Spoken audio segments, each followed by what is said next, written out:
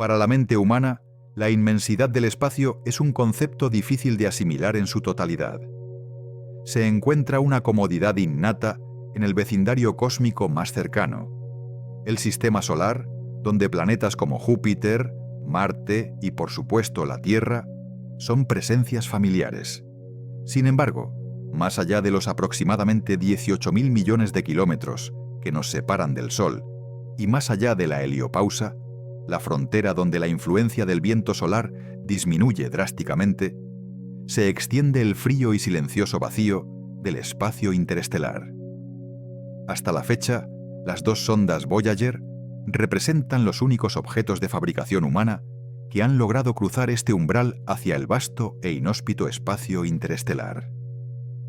Y hasta hace relativamente poco tiempo, solo se conocían dos objetos naturales que habían realizado el viaje inverso, pasando del espacio interestelar al sistema solar interior. Estos fueron el célebre Oumuamua, detectado en 2017, y Borisov, observado en 2019. Su llegada generó una mezcla de asombro y quizás incluso un cierto temor ante la posibilidad de ser visitados por algo proveniente de las profundidades del cosmos, un lugar que la humanidad no espera alcanzar en un futuro cercano.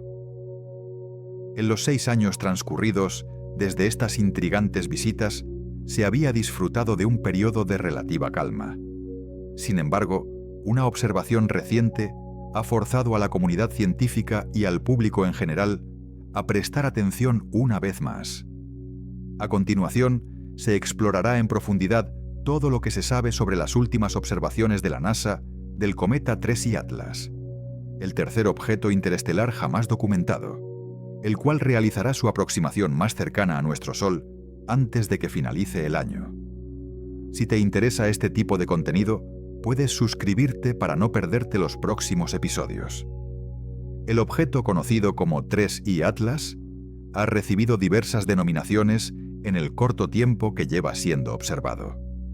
No obstante, las recientes revelaciones sobre su origen y su trayectoria lo han transformado de una roca espacial, en principio indistinguible, en un fenómeno digno de una profunda atención. El 1 de julio de este año, el telescopio de sondeo Atlas, financiado por la NASA, llevaba a cabo su rutina habitual de exploración de los cielos en busca de objetos en movimiento. El proyecto Atlas, acrónimo de Sistema de Última Alerta de Impacto Terrestre de Asteroides, comprende una red de 4 telescopios estratégicamente ubicados en Chile, Sudáfrica y Hawái. Cada una de estas unidades captura aproximadamente 800 imágenes por noche. Hasta el momento de redactar este texto, han registrado 1.212 objetos cercanos a la Tierra que pasarán a una distancia inferior a 1.3 unidades astronómicas de nuestro planeta en su perihelio, es decir, su punto más cercano al Sol. Pero en esa noche específica, el telescopio situado en Río Hurtado, Chile, reportó algunas observaciones de gran interés. Los telescopios Atlas poseen una capacidad singular para estudiar el plano galáctico, la brillante región en forma de disco de nuestra galaxia, donde se concentra la mayor parte de su masa. Otros programas de sondeo como Pan-STARRS y Catalina Sky Survey suelen ser demasiado sensibles para fotografiar esta área sin sufrir sobreexposición, lo que los lleva a evitarla por completo. Esta particularidad confiere a los telescopios Atlas una ventaja única para descubrir objetos que emergen de esta densa y luminosa región del espacio. Desde la dirección de la constelación de Sagitario, el telescopio Atlas capturó 4 imágenes de sondeo de 30 segundos cada una, en las que se detectó un objeto que se dirigía directamente hacia nuestro sistema solar. Este objeto, inicialmente denominado A11PL3Z, captó rápidamente la atención del Centro de Planetas Menores, MPC, en Cambridge, Massachusetts, una institución clave en la astronomía observacional.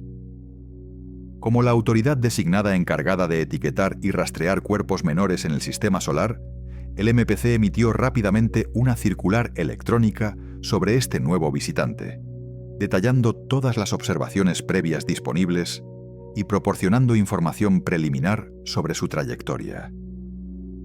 Fue entonces cuando los astrónomos se dieron cuenta de que este objeto no era, de hecho, completamente desconocido.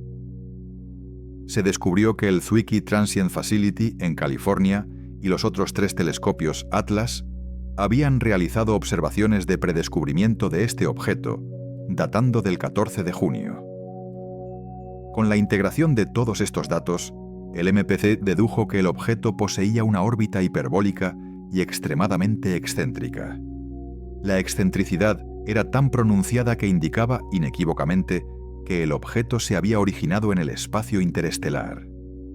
Esta crucial constatación le valió al objeto la denominación de 3i Atlas, reconociéndolo como el tercer cuerpo interestelar conocido que se ha infiltrado en nuestro sistema solar. Al principio, el MPC no podía determinar con certeza si este objeto era un asteroide o un cometa. Sin embargo, los datos combinados revelaron la presencia de una coma, un halo difuso de polvo y gas que se produce cuando el hielo del cometa se expone a la radiación solar y experimenta sublimación, pasando directamente de estado sólido a gaseoso. Esta característica es mucho más típica de los cometas, lo que le otorgó a este objeto otra denominación, DI 2025N1. El MPC ha solicitado observaciones adicionales de este cometa a la comunidad astronómica global para ayudar a precisar su trayectoria y características con mayor exactitud. Por lo tanto, se espera una avalancha de nuevos datos en los próximos meses, y los astrónomos están, comprensiblemente, muy emocionados. Michelle Bannister, astrónoma de la Universidad de Canterbury en Nueva Zelanda, explicó que trabajar en las 2 visitas anteriores de objetos interestelares representó oportunidades científicas transformadoras. Por consiguiente, es altamente probable que este nuevo visitante impulse un avance similar en el conocimiento. Pero, ¿qué se sabe ya sobre este último viajero interestelar y qué esperan los científicos que pueda revelar en un futuro cercano? En primer lugar, es importante tranquilizar a la población. Este cometa no representará ninguna amenaza para la Tierra. En su aproximación más cercana a nuestro planeta, aún se encontrará a una distancia de aproximadamente 1.6 unidades astronómicas. Para poner esto en perspectiva, esa distancia es más de 600 veces mayor que la distancia entre la Luna y la Tierra. Por lo tanto, dado que es posible observarlo desde una distancia segura, ¿qué tipo de viaje realizará este cometa a través de nuestro sistema solar? Como ya se ha mencionado, el cometa 3i Atlas posee una órbita notablemente excéntrica, con un valor actual de excentricidad que ronda el 6. Como referencia, una excentricidad de 0 representa una órbita perfectamente circular. Cualquier valor superior a 1 indica que el objeto posee suficiente energía para escapar de la atracción gravitatoria del cuerpo que está orbitando, lo que le permite moverse más libremente por el espacio. Así, con una excentricidad de 6, este cometa exhibe una de las órbitas hiperbólicas más extremas medidas hasta ahora, lo que podría explicar cómo ha sido capaz de viajar tan lejos a través del espacio interestelar para llegar hasta nosotros. Lo más sorprendente de este cometa es la velocidad a la que se desplaza.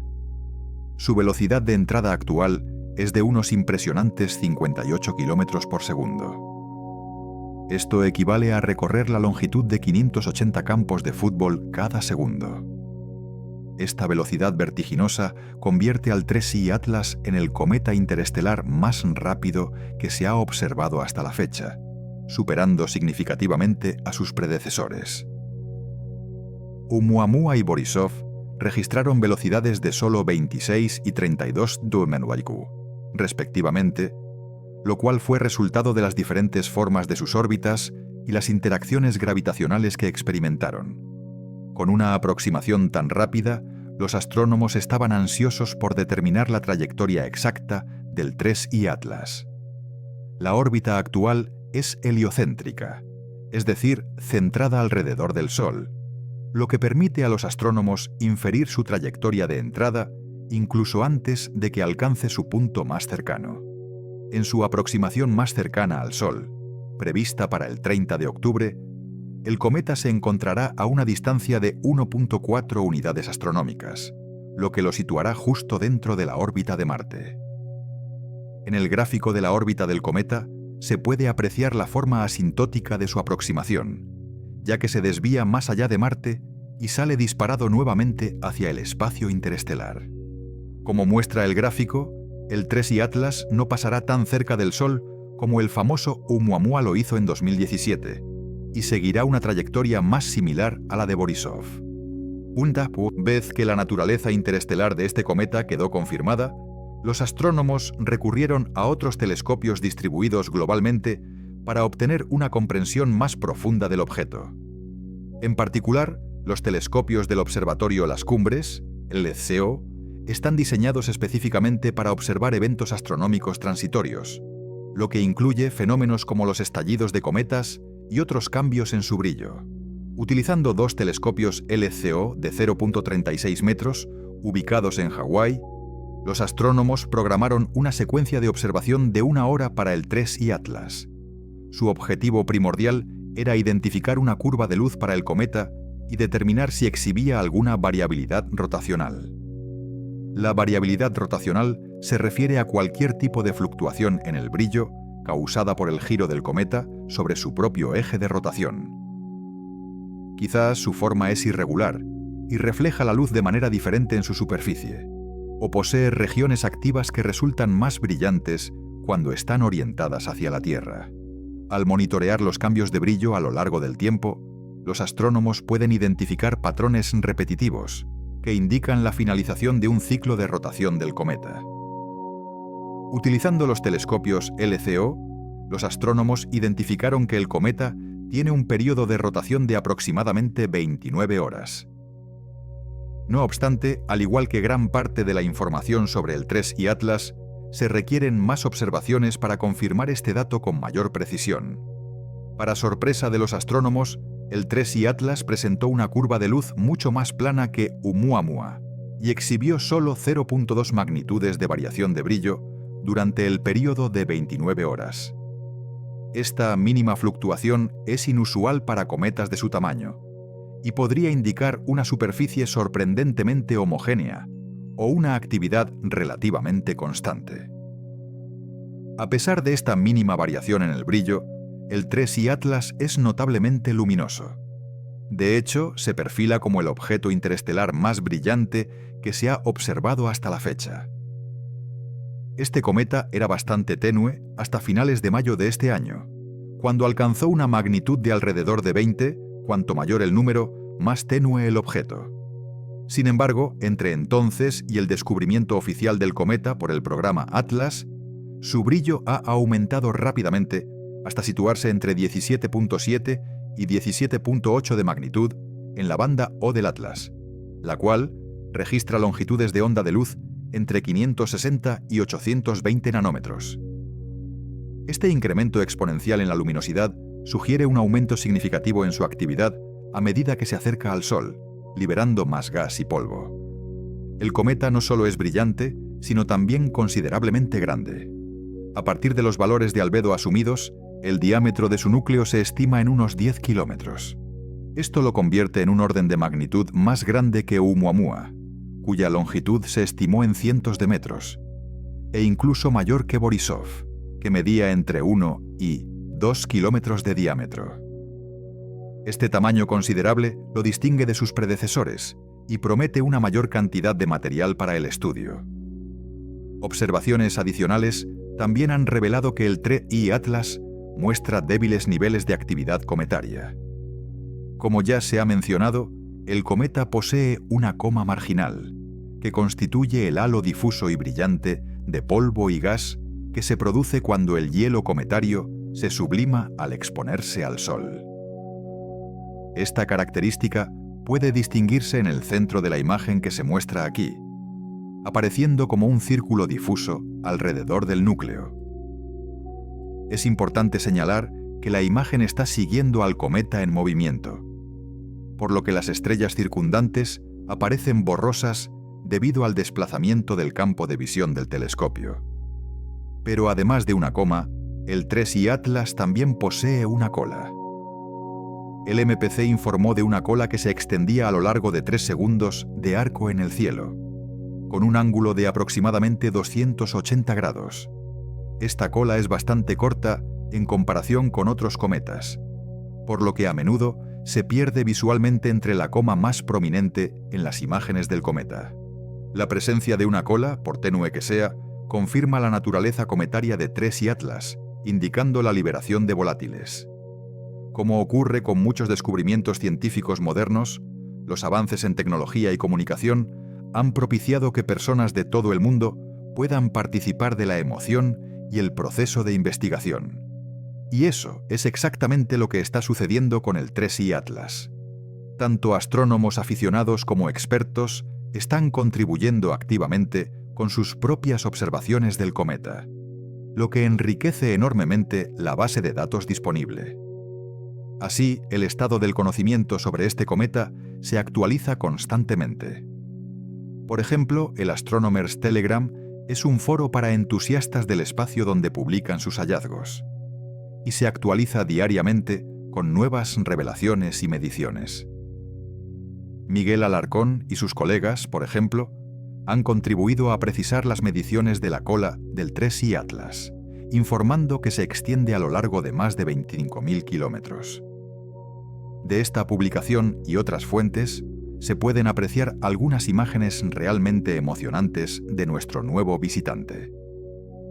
Estas representaciones visuales son cruciales para comprender la morfología y la dinámica del cometa. Se ha hablado del brillo, la rotación y la actividad del cometa, pero ¿qué hay de su superficie? En este aspecto, el 3I Atlas comparte similitudes con sus predecesores interestelares. Al igual que Oumuamua y Borisov, el 3I Atlas presenta una coloración significativamente más rojiza que el Sol, y ligeramente más rojiza que los asteroides de tipo D, como los que se encuentran en el cinturón de asteroides exterior.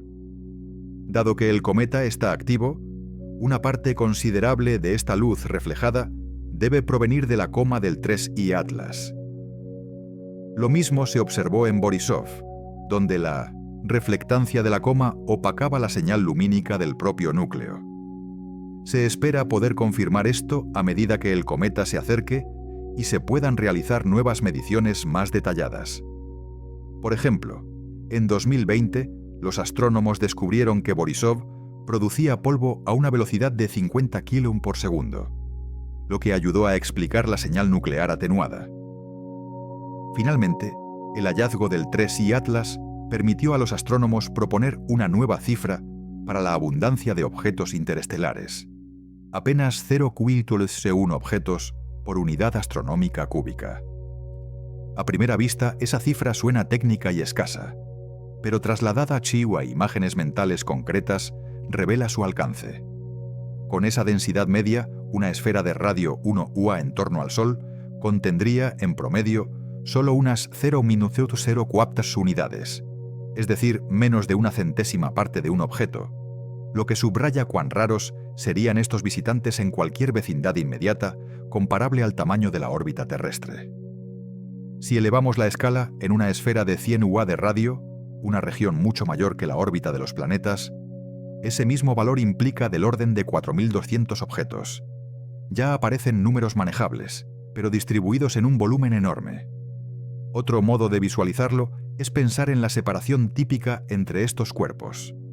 La inversa de la densidad nos da el volumen medio por objeto, 0,01 1000 UA3, y la raíz cúbica de ese volumen sugiere una distancia característica entre vecinos del orden de 10 UA. Es decir, en promedio podría esperarse que el vecino interestelar más cercano esté separado por decenas de unidades astronómicas, distancia que hace evidente por qué no topamos con ellos con frecuencia, y por qué su detección exige campañas de barrido muy sensibles y continuas. Dicho esto, la cifra debe leerse con prudencia y espíritu crítico. Se obtiene a partir de muy pocas detecciones y de la capacidad concreta y limitada de encuestas como Atlas, la sensibilidad al brillo, la cadencia de observación, el sesgo hacia objetos activos frente a objetos inactivos y la geometría de los pases influyen enormemente en la tasa de descubrimiento. En términos estadísticos, estimaciones basadas en uno o dos eventos llevan intervalos de incertidumbre enormes. Una segunda detección en el mismo periodo podría multiplicar la densidad estimada, y la ausencia de detecciones no implica inexistencia absoluta, sino límites instrumentales.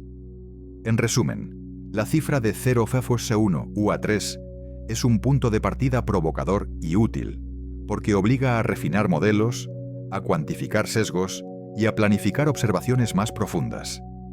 Pero no es una conclusión definitiva sobre la población interestelar. Nos recuerda que estos viajeros son escasos, que nuestras redes de detección aún tienen límites y que para convertir estimaciones preliminares en verdades robustas, necesitamos más datos, mejores correcciones de selección y una muestra estadística mucho mayor. Mientras tanto, esa cifra sirve como brújula provisional, valiosa, informativa y, por su propia fragilidad, digna de escepticismo riguroso. Esa cifra, a primera vista alarmantemente baja frente a las estimaciones formuladas tras los descubrimientos de Oumuamua y Borisov, exige una lectura matizada. No basta con comparar un número contra otro. Hay que preguntar cómo se llegó a ese número y qué incertidumbres lo acompañan. El argumento básico que presentas, el programa Atlas, ha rastreado el cielo durante 3 años y ha detectado solo un objeto con las características de 3I Atlas. Es correcto y competente como punto de partida, pero la inferencia poblacional que se deriva de él está sujeta a numerosas limitaciones estadísticas y observacionales que conviene ponderar. En términos simples, una única detección contiene información, pero esa información es ruidosa y deja un amplio margen para alternativas plausibles. Primero, en el plano estadístico, cualquier estimación de densidad basada en un recuento tan pequeño tiene intervalos de confianza muy amplios. Con una única observación, la varianza es enorme. Por tanto, la cifra puntual puede subestimar o sobreestimar la densidad real por factores de varios órdenes de magnitud. Esto no invalida la estimación, es un insumo útil, pero sí impone humildad. Hay que presentar el valor como provisional y con un margen de incertidumbre explícito, porque la diferencia entre detectar uno o dos objetos en el mismo periodo cambiaría sustancialmente la interpretación. Segundo, la sensibilidad instrumental y los sesgos observacionales son protagonistas indiscutibles en esta historia. Atlas, como cualquier encuesta, tiene un límite de brillo, una cadencia de observación, unos algoritmos de detección y unas zonas del cielo priorizadas. Es perfectamente plausible que haya pasado por alto objetos más pequeños, o menos activos, que no alcanzaron el umbral de detección óptico o que se movían con una velocidad angular que dificultó su reconocimiento frente a artefactos o estrellas. Asimismo, los objetos que no exhiben coma o actividad significativa, como ocurrió con Oumuamua, pueden mimetizarse con asteroides y escapar a las búsquedas dirigidas a detectar signos cometarios. En suma, la completitud del muestreo es imperfecta y depende de muchas variables técnicas.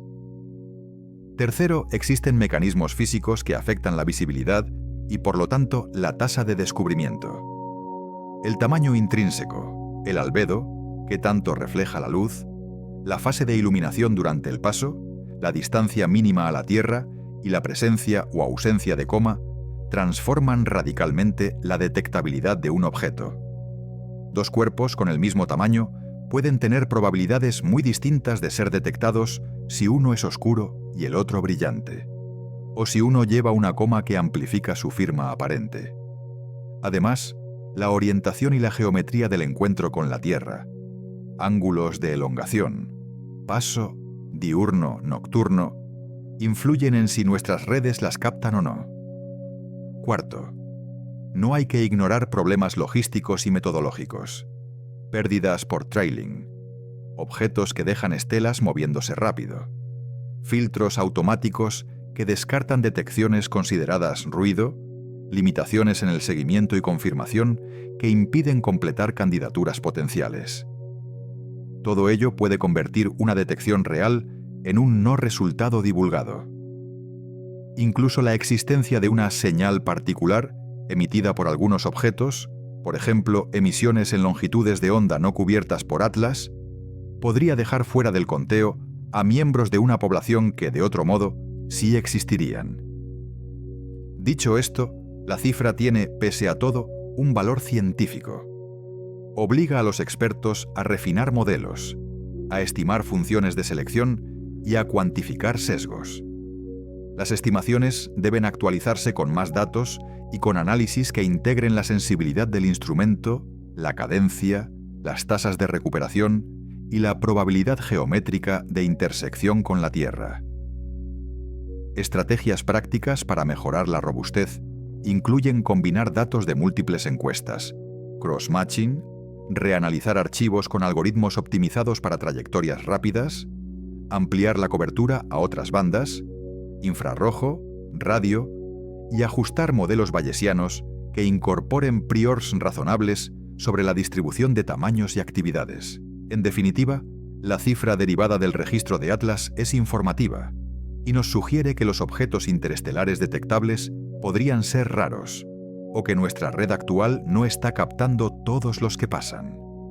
Ambas interpretaciones merecen atención. La vía sensata pasa por tratar el número como un punto de partida dinámico, útil, provisional y altamente dependiente de la corrección por sesgos y de la acumulación de más observaciones. Mientras tanto, conviene mantener la cabeza fría y priorizar esfuerzos para mejorar la completitud del muestreo, y con ello, reducir la incertidumbre que hoy empaña nuestras estimaciones sobre cuántos viajeros interestelares surcan realmente nuestro vecindario cósmico. Lo que podemos esperar aprender del 3i Atlas en el futuro próximo se articula en dos grandes niveles: datos concretos y lecciones metodológicas. En el plano de los datos, el objetivo inmediato es recabar medidas que permitan describir el objeto desde varias perspectivas físicas, química, estructural y dinámica, para convertir observaciones puntuales en hipótesis contrastables sobre su origen. Concretamente, los astrónomos querrán determinar con la mayor precisión posible su composición volátil, qué hielos contiene y en qué proporción, la relación polvo-gas de la coma, la morfología del núcleo y la cola, la rotación y la forma, y la presencia o ausencia de fuerzas no gravitatorias. Por ejemplo, aceleraciones debidas a la desgasificación. Cada una de esas piezas aporta una lectura distinta. La composición indica condiciones de formación y conservación del hielo. La relación polvo-gas y el tamaño de los granos hablan de procesos de transporte y de la estructura superficial. La rotación y la forma dan pistas sobre su historia de colisiones y fragmentación. Y las señales dinámicas no gravitatorias nos cuentan hasta qué punto la actividad está afectando su trayectoria real. Todo ello, en conjunto, permite construir escenarios plausibles y descartar otros sobre si el 3i Atlas nació en un disco frío rico en volátiles, si fue procesado por radiación cósmica o si pertenece a una familia de objetos expulsados por interacciones planetarias violentas. En el plano metodológico y operativo, la experiencia previa con Oumuamua y Borisov ha dejado enseñanzas muy concretas que, aplicadas con rigor, aumentan la probabilidad de extraer conocimiento sólido de Atlas. La primera lección es la necesidad de una respuesta rápida y coordinada. Cuanto antes se realicen espectros de alta resolución y fotometría sostenida, mayor será la ventana para capturar signatures volátiles y detectar cambios pre- y post-perihelio. La segunda lección es la indispensable complementariedad multilongitud de onda. Observaciones en óptico, infrarrojo, submilimétrico y radio son complementarias porque cada una mira diferentes componentes: polvo, hielo de agua, CO, CO2 y firmas térmicas. Y solo la suma de todas ellas reduce la ambigüedad interpretativa. Tercera lección: la necesidad de campañas continuas e internacionalizadas. La rotación del planeta y la disponibilidad de diferentes instrumentos hacen que redes de observatorios coordinados, profesionales y amateurs, sean la mejor forma de evitar vacíos en la cobertura temporal y captar eventos transitorios como estallidos de actividad o cambios en la morfología de la cola. Ahora bien, hay que matizar expectativas y recordar límites epistemológicos. Un contraargumento importante a la euforia interpretativa es el de la estadística pequeña, con solo 2 visitantes bien estudiados, Oumuamua y Borisov, más el recién llegado. Cualquier generalización sobre la población interestelar será provisional.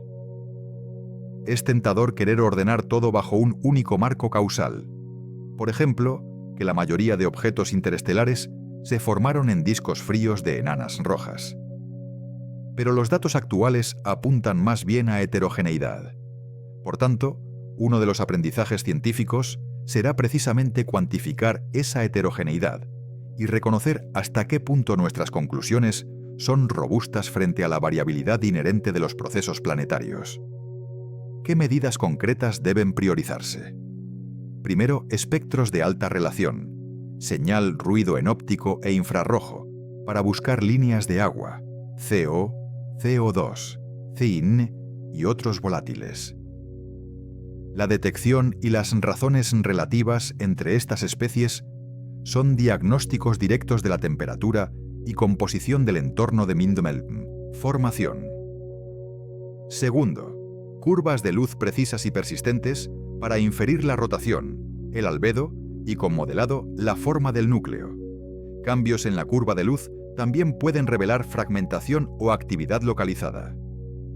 Tercero, observaciones térmicas, infrarrojo medio, para estimar el tamaño del núcleo y la fracción de superficie activa.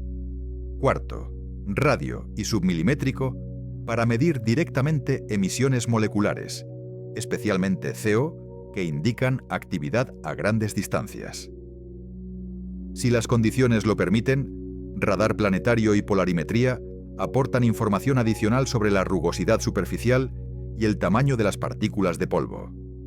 Cada una de estas técnicas tiene limitaciones operativas, sensibilidad, disponibilidad, posicionamiento, pero juntas forman un plan de observación robusto. Otra lección práctica que viene de Borisov y Oumuamua es la importancia de no sobreinterpretar señales aisladas y de publicar datos crudos y metadatos completos. Los modelos que interpretan composición o forma dependen fuertemente de supuestos sobre el brillo, la fase, la calibración instrumental y la geometría de observación. La transparencia en la publicación de datos facilita la reproducción y la puesta a prueba de hipótesis alternativas. Y eso, en ciencia, es oro puro. Además, la colaboración interdisciplinaria, modeladores dinámicos, espectroscopistas, expertos en polvo, observadores aficionados, ha demostrado ser clave para transformar observaciones puntuales en conclusiones sólidas.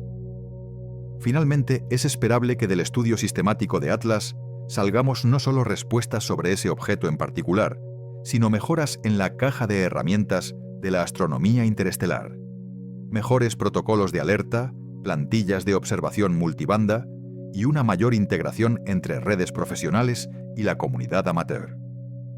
A la larga, esas mejoras serán tan valiosas como cualquier descubrimiento químico, porque harán que estemos mejor preparados para el siguiente visitante, cuando llegue, y nos permitirán, con el tiempo y más casos, pasar del anecdotario a la estadística. Mientras tanto, lo prudente es mantener un equilibrio entre la expectación legítima y la humildad científica. Esperar señales reveladoras, sí, pero también exigir evidencias múltiples y contrastadas antes de escribir historias definitivas sobre los orígenes de estos mensajeros interestelares. Ya se ha señalado una diferencia central entre estos visitantes. La actividad aparente del TRES y Atlas parece ser menor que la que mostró Borisov. Esa observación, en apariencia simple, abre una ventana a multitud de interpretaciones físicas y metodológicas que conviene desentrañar con cuidado. Empecemos por desglosar lo que significan los números que mencionas. El Dossi Borisov exhibió una coma y una actividad tan notables que su envoltura de polvo creció a un ritmo cercano al 1% por día. Una tasa que, mantenida de forma sostenida, implica una fase activa que se prolongó durante un orden de magnitud de meses, alrededor de 100 días antes de las primeras observaciones registradas. Esa actividad produjo además una cola que se extendía decenas de miles de kilómetros, en concreto unos 140.000 kilómetros, una escala que ilustra cómo la interacción entre la sublimación de hielos y la presión de la radiación solar puede arrastrar partículas a distancias enormes respecto al núcleo. Esa comparación cuantitativa sirve para dos propósitos. Por un lado, nos da un referente físico, que es actividad significativa en términos observacionales, y por otro, pone en evidencia que la ausencia relativa de actividad en TRES y Atlas no es un rasgo trivial, sino una pista diagnóstica. Una hipótesis inmediata que propones es que tal vez TRES y Atlas no ha recibido suficiente calentamiento solar para iniciar la sublimación del hielo de agua, el principal impulsor de la actividad en cometas típicos cuando se acercan al Sol. Sin embargo, ese razonamiento topa con un dato importante. Borisov ya mostró un régimen de fuerte actividad cuando aún se encontraba a unos 4,5 unidades astronómicas del Sol, es decir, en una región del sistema solar comparable a la órbita de Júpiter. Y según señalas, TRES y Atlas ya se encuentra a una distancia menor que aquella. En términos sencillos, si la proximidad al Sol fuera el único factor, esperaríamos que Atlas, estando más cerca, mostrase al menos una actividad comparable. Y esa discrepancia obliga a explorar explicaciones alternativas. Aquí es donde conviene insistir en varias vías posibles, sin adjudicar de inmediato una única causa. Primero, la composición química del núcleo. No todos los cometas contienen los mismos volátiles en las mismas proporciones. Algunas poblaciones pueden ser ricas en compuestos hipervolátiles, como monóxido de carbono o dióxido de carbono, que se sublima a temperaturas mucho más bajas que el agua y que, por tanto, pueden activar un cometa a distancias mayores. Borisov, por ejemplo, pareció mostrar una proporción elevada de CO respecto al agua, lo que encaja con actividad detectable lejos del Sol. Si TRES y Atlas tiene menos de esos hipervolátiles y su masa volátil está dominada por agua u otros componentes que requieren mayor calentamiento para sublimar, la actividad observable podría comenzar más tarde o manifestarse de forma distinta. Segundo, la estructura superficial y el historial térmico. Un núcleo puede desarrollar con el tiempo un manto de polvo refractario que actúa como aislante, una costra que impide que el calor penetre y que los hielos sublimes con facilidad. Ese mantillo se forma cuando el gas escapa, pero las partículas sólidas quedan en la superficie, compactándose y creando una capa que protege los volátiles interiores. Si TRES y Atlas posee tal capa, la sublimación de agua podría verse retrasada o reducida en magnitud, produciendo una coma tenue, aunque el núcleo esté recibiendo radiación solar suficiente para activar a otros cometas sin manto. Esa explicación es perfectamente consistente con que Borisov, al carecer o haber perdido un manto similar, mostrara una respuesta mucho más vigorosa al mismo estímulo térmico. Tercero, la razón polvo-gas y la eficiencia de arrastre. La actividad cometaria observable depende no solo de cuánto gas se libera, sino de cuánto polvo ese gas puede arrastrar. Un cometa puede estar desgasificando en términos moleculares, pero con una baja producción de polvo. Eso produciría una firma espectroscópica de volátiles detectable con instrumentos sensibles, pero no una coma visible brillante ni una cola extensa. Esta posibilidad es interesante porque conecta directamente con la discusión sobre Oumuamua. Aquel objeto no mostró coma, pero algunos modelos más recientes propusieron que pudo haber estado desgasificando con muy bajo contenido de polvo, lo suficiente para generar empujes detectables, pero no suficiente para formar una envoltura detectable en luz visible. En el caso de TRES y Atlas, la presencia de una coma, aunque débil, indica que sí hay polvo, pero la cantidad relativa y el tamaño de las partículas pueden ser menores que en Borisov, o su liberación puede ser mucho más episódica. Cuarto, la orientación, la rotación y la actividad localizada.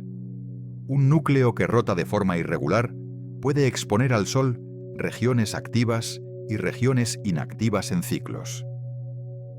Si la superficie activa de TRES y Atlas es pequeña, o está orientada de manera que, desde la Tierra, su emisión aparece amortiguada en el periodo de observación, podríamos subestimar su actividad real.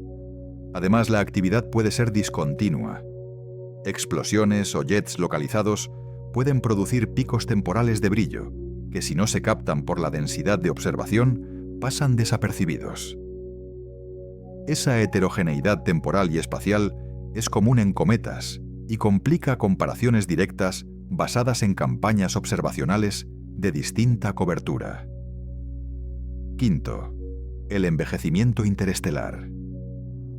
Antes de ser expulsado de su sistema natal o durante su travesía interestelar, un objeto puede haber sufrido procesos que alteren su capacidad de respuesta térmica, bombardeo por rayos cósmicos que modifica la química superficial, eventos de pérdida de volátiles en encuentros pasados, o fragmentación que expone capas distintas.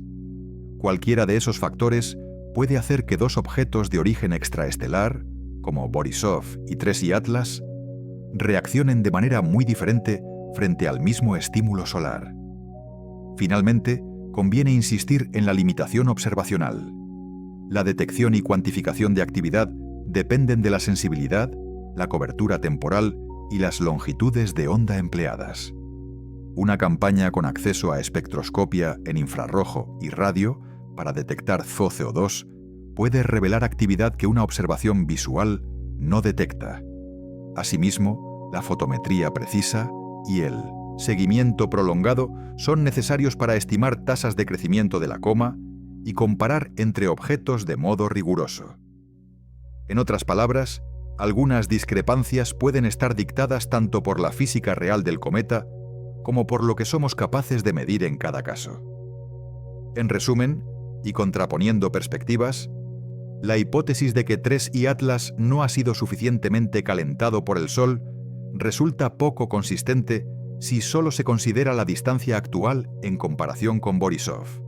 Sin embargo, existen múltiples mecanismos alternativos que explican por qué Atlas podría mostrarse menos activo. Composición diferente, manto aislante, baja relación polvo-gas, orientación y rotación, historial térmico y limitaciones en las observaciones. La presencia de coma en Atlas descarta que sea un gemelo exacto de Oumuamua, un cuerpo completamente inerte y rocoso, pero no invalida la posibilidad de que comparta con él rasgos estructurales o evolutivos distintos a los de Borisov. La lección práctica es clara. Cada objeto exige una campaña de observación adaptada y una interpretación que integre datos multilongitud de onda y modelos físicos variados antes de sacar conclusiones definitivas sobre su naturaleza o su origen. Con composiciones y niveles de actividad tan dispares, estos visitantes nos ofrecen una ventana única, aunque fragmentaria, hacia la diversidad de procesos que actúan en los sistemas planetarios ajenos. Cada cometa u objeto interestelar que alcanza nuestro vecindario solar llega con una mezcla de pistas. Su forma, su química, la manera en que responde al calentamiento solar, la estructura de su cola, su comportamiento dinámico.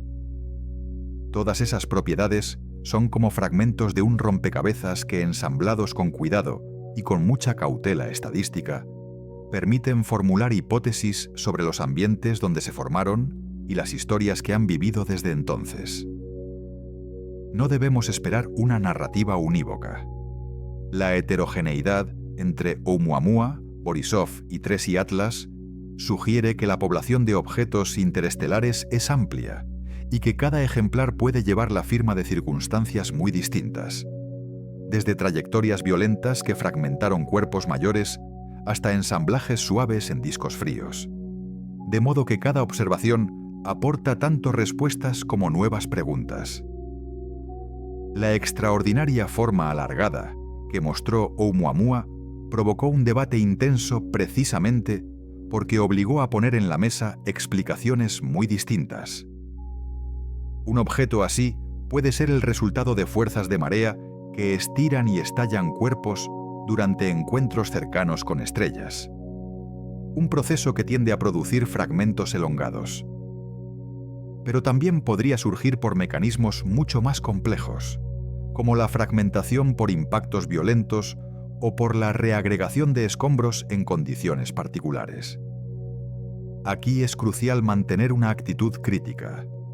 Una forma inusual no implica automáticamente una sola causa. Por ejemplo, lo que observamos desde la Tierra es la proyección y la variación de brillo debida a rotación y albedeo. Interpretar una geometría real a partir de esos datos requiere modelos y supuestos que pueden cambiar según la hipótesis adoptada. En otras palabras, las hipótesis sobre marea, fragmentación planetaria o agregación múltiple son plausibles, pero ninguna puede considerarse demostrada sin un conjunto coherente de pruebas adicionales. Borisov, por su parte, puso de manifiesto que la composición química puede diferir notablemente de la que observamos en los cometas nativos del sistema solar. Su aparente riqueza relativa en monóxido de carbono frente al agua despertó la hipótesis de que se formó en regiones considerablemente más frías, donde compuestos volátiles como el ZuO podían condensarse y quedar atrapados en el interior del cuerpo. Desde la física simple, eso tiene sentido. La composición de hielos depende de las temperaturas y presiones del entorno de formación. Las enanas rojas, estrellas con luminosidades y temperaturas más bajas que el Sol, generan discos protoplanetarios más fríos, a la misma distancia relativa, lo que permitiría la captura de volátiles hipervolátiles. No obstante, conviene matizar. Atribuir un origen a una sola propiedad química es arriesgado. La señal química observable hoy puede haberse modificado por procesos posteriores, radiación cósmica, pérdidas por sublimación durante pasos anteriores por su estrella madre o por alteraciones químicas superficiales, que enmascaran la firma original. Más aún, estos contrastes entre objetos hacen que su análisis sea doblemente valioso. No solo ayudan a reconstruir condiciones de formación específicas, por ejemplo, discos más fríos o más ricos en carbono, sino que también permiten testar teorías sobre la evolución dinámica de sistemas planetarios. Si detectamos que ciertos rasgos, como alta abundancia de CO, se repiten en varios visitantes, podremos empezar a decir algo sobre la fracción de sistemas que generan cuerpos con esas características. Si, por el contrario, cada visitante es radicalmente distinto, la conclusión será otra. Los procesos que expulsan material al espacio interestelar producen una mezcla muy heterogénea. En ambos casos, la información es preciosa, porque transforma una única observación en conocimiento estadístico, cuando se acumulan suficientes casos. No hay que olvidar tampoco el valor metodológico. Cada objeto nos obliga a mejorar nuestras técnicas de observación y análisis. Oumuamua desafió los métodos tradicionales de caracterización por ausencia de coma evidente. Borisov exigió campañas espectroscópicas multilongitud de onda para medir volátiles frágiles. Y TRESI Atlas, si se mantiene activo, requerirá seguimiento sistemático antes y después del perihelio para evaluar la evolución de sus emisiones.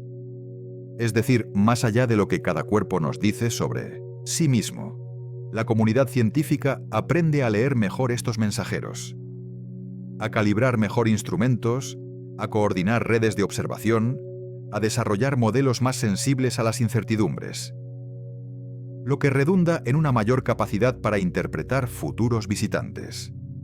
Finalmente, debemos ser prudentes frente a las inferencias definitivas. La tentación de construir historias completas a partir de datos fragmentarios es grande, pero la ciencia progresa precisamente al confrontar hipótesis alternativas y aceptar la ambigüedad hasta que la evidencia las discrimine. La variedad evidente entre Oumuamua, Borisov y ahora 3 y Atlas subraya que estamos apenas rasgando la superficie de un capítulo nuevo y complejo. La era de la astronomía interestelar de objetos menores. Cada nuevo visitante es una oportunidad para refinar teorías sobre formación planetaria, dispersión de escombros y transporte interestelar. Al mismo tiempo, cada discrepancia nos recuerda que el cosmos no se ajusta a esquemas simples y que la interpretación rigurosa exige paciencia, datos múltiples y una combinación de escepticismo y creatividad científica. Por ahora es, con toda honestidad, prematuro sacar conclusiones firmes sobre el origen del 3 y Atlas. Esa prudencia no es un llamado a la inacción, sino una advertencia metodológica. Las inferencias sobre procedencia requieren pruebas múltiples y contrastadas, no solo observaciones iniciales o analogías tentativas. Aún así, existen líneas de investigación concretas que permiten entender por qué las primeras comparaciones con cometas interestelares previos, como Borisov, son razonables y a la vez insuficientes para cerrar el caso. Lo esencial es reconocer la diferencia entre lo que cabe esperar razonablemente, basado en física y química cometaria, y lo que sería una extrapolación aventurada sin respaldo observacional. Una de las razones por las que se mencionan comparaciones con Borisov es su notable actividad. Al aproximarse a nuestra estrella, los cometas liberan volátiles que estaban congelados en su interior, y uno de los indicadores más informativos es precisamente el monóxido de carbono. El CO se sublima a temperaturas relativamente bajas, por lo que su presencia en la coma de un cometa suele señalar que ese objeto contiene hielos formados o preservados en regiones muy frías del disco protoplanetario. Si a medida que el 3 y Atlas se calienta, se detectaran niveles de monóxido de carbono parecidos a los que mostró Borisov, siempre que esos niveles sean medidos con espectros de calidad y calibrados apropiadamente, ello apuntaría a que ambos cuerpos comparten, al menos, una semejanza en la carga de volátiles más frágiles. Esa semejanza sería una pista valiosa. Indicaría condiciones de formación o de conservación del hielo relativamente comparables, no necesariamente un origen exactamente idéntico, pero sí un parentesco químico que merece un estudio detallado. Sin embargo, conviene matizar y no confundir posibilidad con certeza. El hecho de que un cometa sea activo como Borisov, es decir, que produzca una coma evidente y tenga pérdida de masa por sublimación, no garantiza que su historia sea idéntica. La química superficial y la actividad observable dependen no solo de la composición original, sino también de procesos posteriores. Exposición a radiación cósmica, impactos microscópicos, episodios de fragmentación y la propia trayectoria por sistemas estelares que pueden alterar o enmascarar las señales primigenias. Por lo tanto, aunque la detección de CO sería una pista potente, no constituiría por sí sola una prueba concluyente de un origen común interestelar. Es preciso combinar esa señal con otros datos, espectros de diferentes moléculas, curvas de luz, análisis de la morfología de la cola y medidas dinámicas, para construir una narrativa robusta sobre su procedencia. Es igualmente importante resaltar que 3 y Atlas presenta rasgos que lo colocan en una categoría distinta a la de otros visitantes interestelares conocidos. Aunque compartir rasgos con Borisov o contrastar con objetos tan peculiares como Oumuamua sirve para enmarcar su relevancia, esas comparaciones también subrayan la diversidad. Algunos visitantes son claramente cometaides con actividad visible. Otros muestran propiedades geométricas o dinámicas inusuales que desafían las clasificaciones simples. Por tanto, considerar al 3 y Atlas como una oportunidad única significa tanto aprovechar la semejanza como explorar las diferencias. Cada propiedad observada es una pieza del puzzle que, sumada a las demás, permite aproximarse a conclusiones científicas más generales sobre la población de objetos que vagan entre estrellas. Finalmente, no hay que perder de vista el contexto estadístico. La densidad estimada de objetos interestelares en nuestro vecindario galáctico se considera baja, lo que convierte cada detección en un evento científicamente valioso.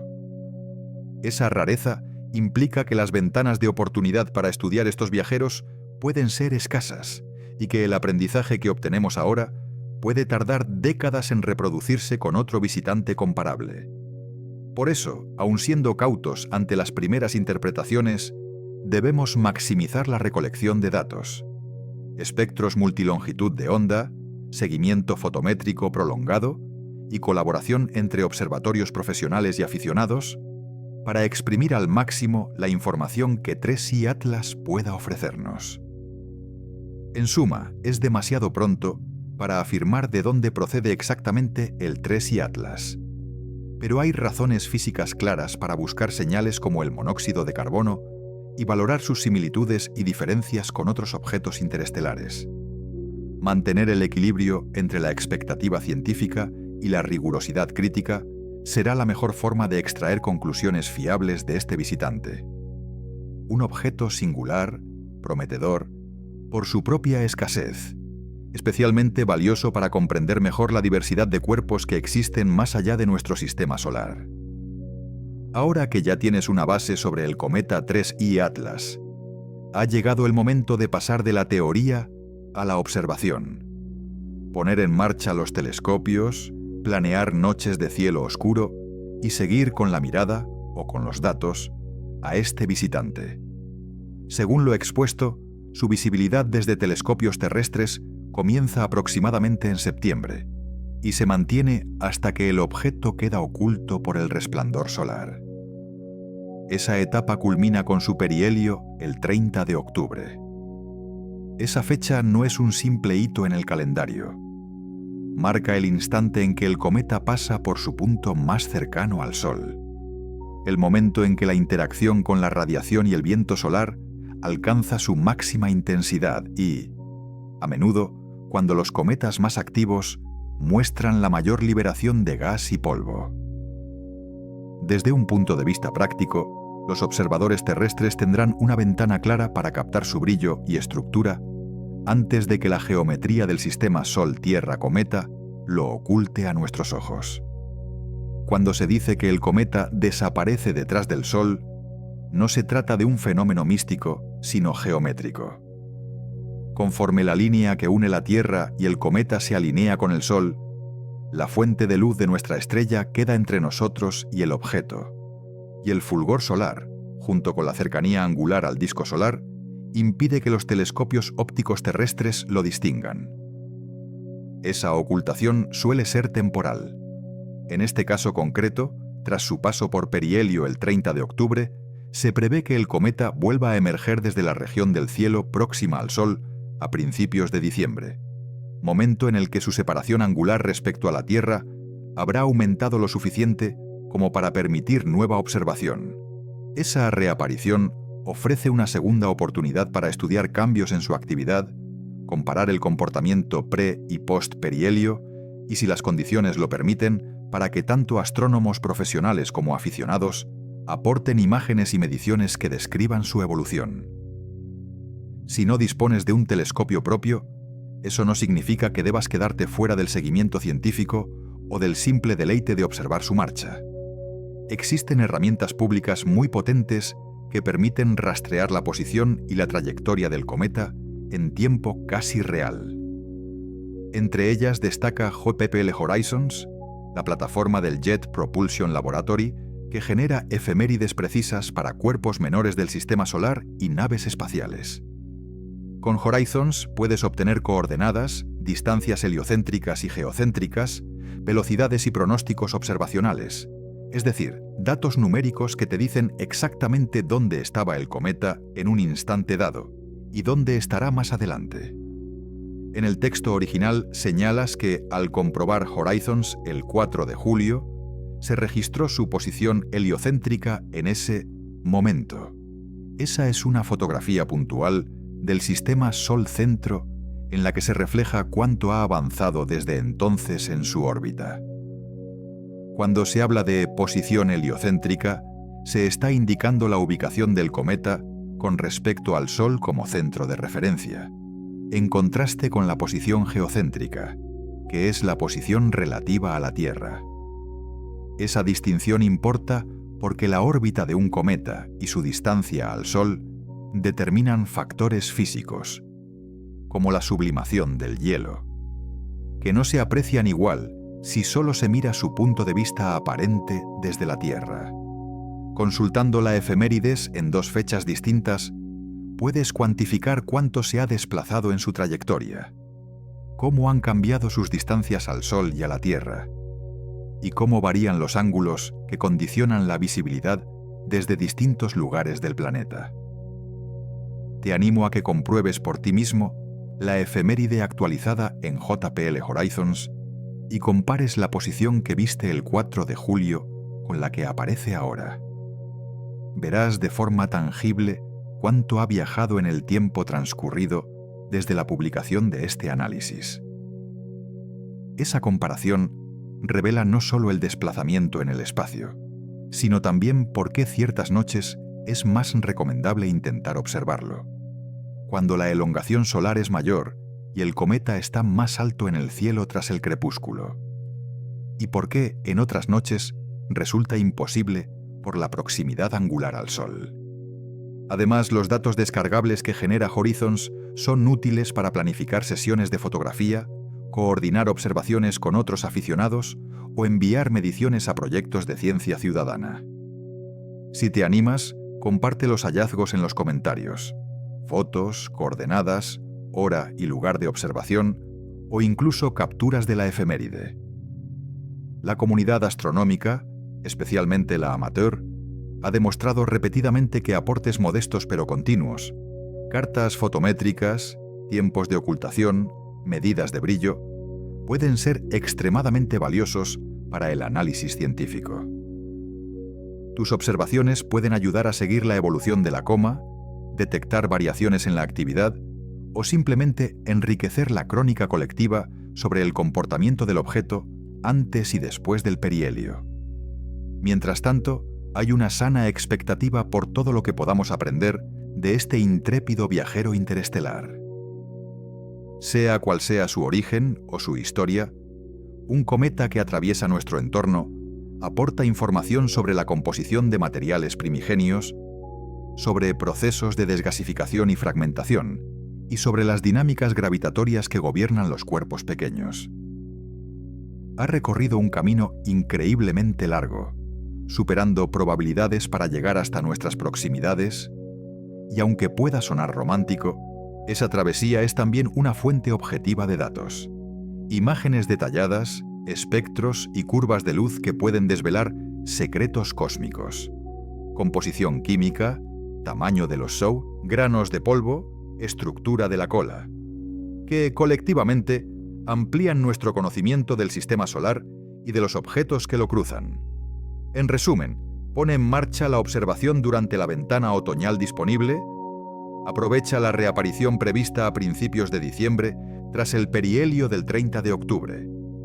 Usa JPL Horizons o recursos similares para seguir su posición y, sobre todo, comparte tus resultados. Cada dato cuenta y, con suerte, entre todos podremos desentrañar las historias que este viajero trae grabadas en su polvo y su hielo.